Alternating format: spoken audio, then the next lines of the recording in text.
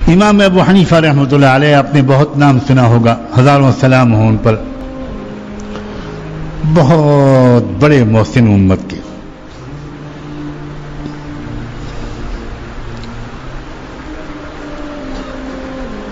رات میں معمول بنا لیا تھا انہوں نے، پوری رات اکثر عبادت کرتے تھے، عجیب ہمت تھی اور اللہ سے تعلق تھا۔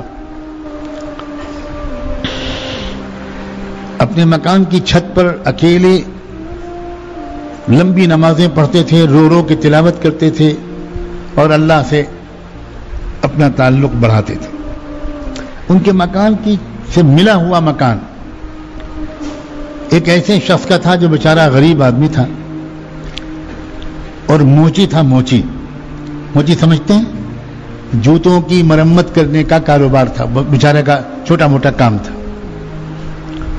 تو روز کماتا تھا، کچھ پیسے ملتے تھے اس کو۔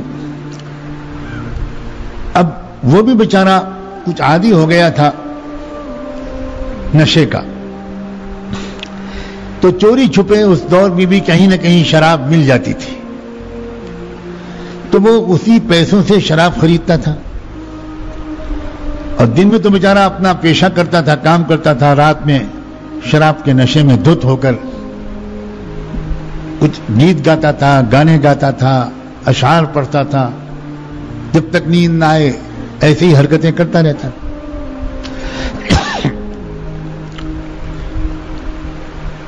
امام صاحب نے بالکل پڑوس میں ہونے کے باوجود کبھی نہیں ٹوکا۔ ایک دن ایسا ہوا کہ بالکل آواز نہیں آئی اور رات بھر سناٹا رہا، تو امام صاحب کو فکر ہوئی کہ میرا پڑوسی ہے، کیا بات ہے آج کوئی بیمار تو نہیں پڑ گیا؟ اس شرابی پڑوسی کے گھر گئے پوری امت مسلمہ کے سب سے بڑے عالم، سب سے بڑے اللہ والے امام اعظم اس گھر کے دروازے پر گئے، دروازے پر دستک دی، اندر سے کوئی نکلے لوگ، امام صاحب کو دیکھ کر حیران رہ گئے، ارے آپ فرمائیے کیا بات؟ تو ان کا بھائی وہ آج اس شخص کی کوئی آواز نہیں آئی پوری رات، تو میں ذرا فکر مند ہوا کوئی بیمار تو نہیں ہو گیا، کوئی اور میری خدمت، میرے لائق کوئی خدمت ہو تو بتاؤ۔ تو گھر والوں نے کہا کہ امام صاحب اب انشاءاللہ اس کی آواز نہیں آئے گی، آپ بھی بہت پریشان ہو لیے اور ہم بھی پریشان ہوتے تھے، اب نہیں آئی۔ کیوں، کیا ہوا؟ انہوں نے کہا ہم لوگ اس سے بہت تنگ آ چکے تھے، نہ خود سوتا تھا نہ ہمیں سونے دیتا تھا، ہم نے آج اس کی رپورٹ لکھائی تھی، سرکاری پولیس آئی اور اس کو گرفتار کر کے لے گئی، اب وہ جیل میں رہے گا۔ اس زمانے کی جیلوں میں اصلاح کی محنت ہوتی تھی، آتے تھے لوگ جرائم کر کے، نکلتے تھے لوگ نیک بن کے، تو اب وہ جیل میں رہے گا، انشاءاللہ وہاں سے سدھر کے آئے گا۔ امام صاحب کچھ نہیں بولے، خاموش ہو گئے، واپس چلے گئے۔ اگلا دن گزرا، امام صاحب کی اپنی علمی مشغولیات، پھر رات آئی۔ اب اگلی رات میں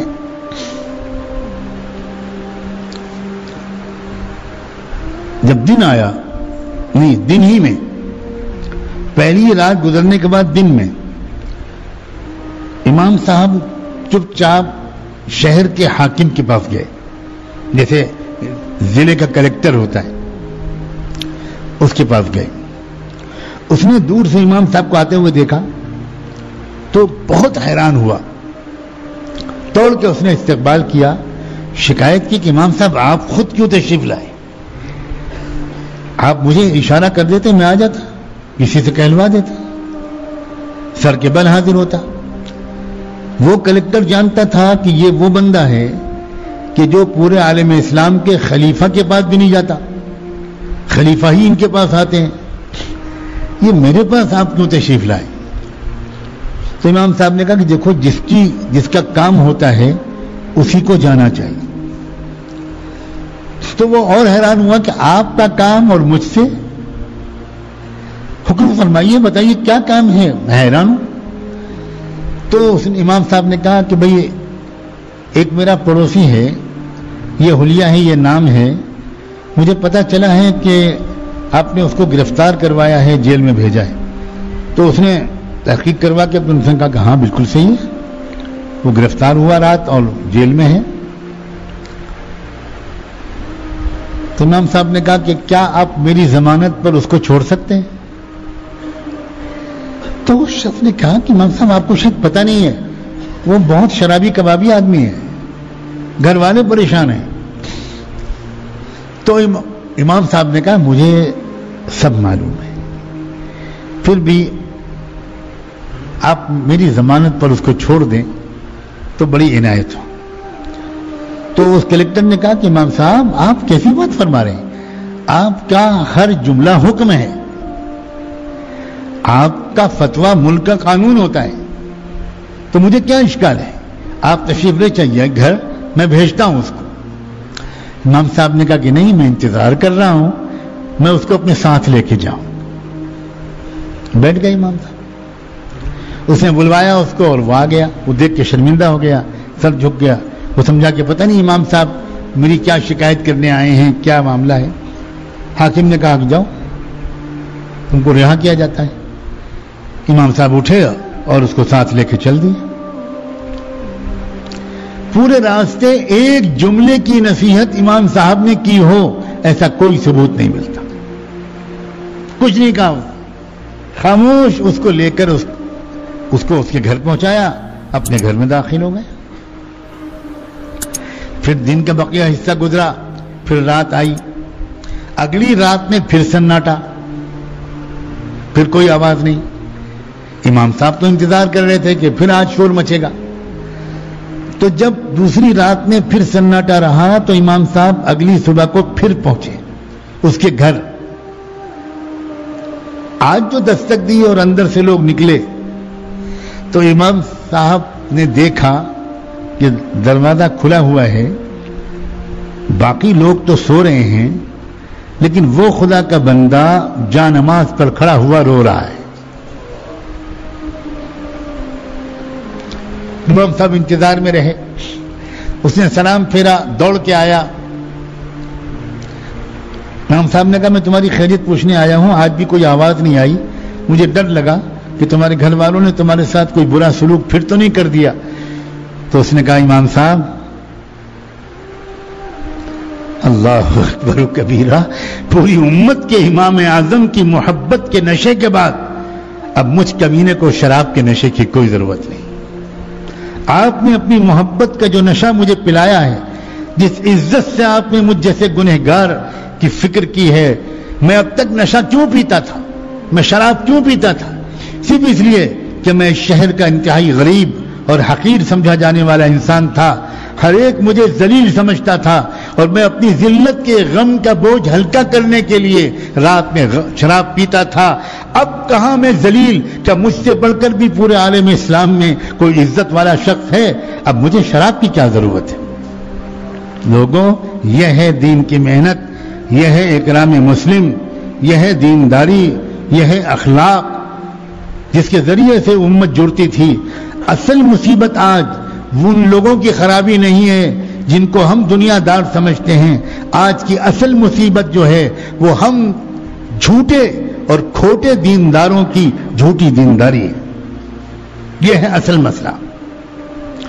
اور یہ جب تک ہم کسی اللہ والے کے حوالے اپنے آپ کو نہیں کریں گے، اپنے آپ کو نہیں مٹائیں گے، نئے سرے سے دین کو نہیں سیکھیں گے، ہم کسی کے شاگرد نہیں بنیں گے، ہم اپنا تکبر نہیں چھوڑیں گے، جب تک ہم واقعی کسی دل والے سے اپنے دل کی اصلاح نہیں کرائیں گے، تب تک حقیقی اور مکمل دینداری نہیں آ سکتی، اور تب تک وہی جھوٹی والی دینداری، وہی ادھوری دینداری جس کے ذوق میں ہم پھنسے ہوئے ہیں اور جس کی وجہ سے ہماری ترقی نہیں ہو پا رہی، تب تک ہم اسی میں لگے رہیں گے۔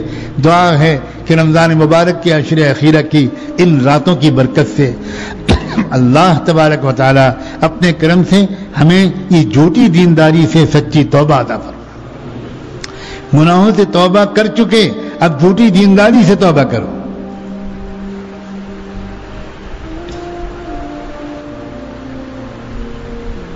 خوبصورت شکل بنا لیتے ہیں ہم بڑے بزرگوں کی، اور اللہ جانے اندر کیا ہوتا ہے۔ یہ بڑی خطرناک بات ہے، یہ بڑی خطرناک بات ہے۔ لوگوں، میں تمہارا دل دکھانا نہیں چاہتا، ہو سکتا ہے کہ سب سے بڑا مجرم میں خود ہوں۔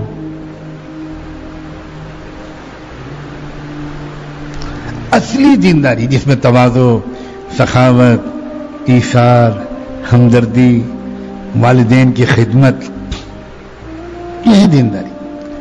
کیا کبھی کسی کو یہ توفیق ہوتی ہے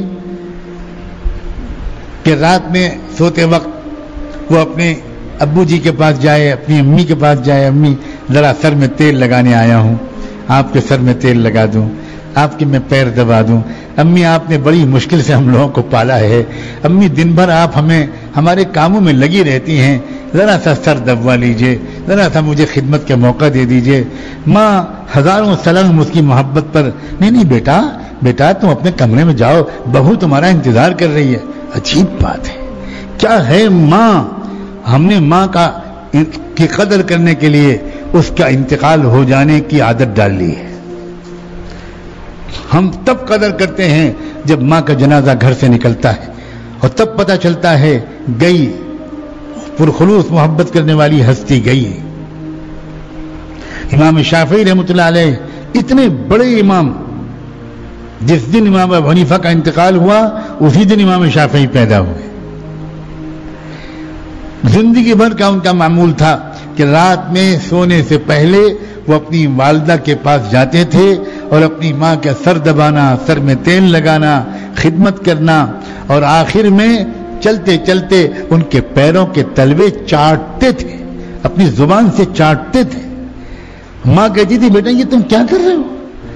تم اتنے بڑے عالم ہو کر میرے پیر چاٹ رہے ہو، تلوے چاٹ رہے ہو؟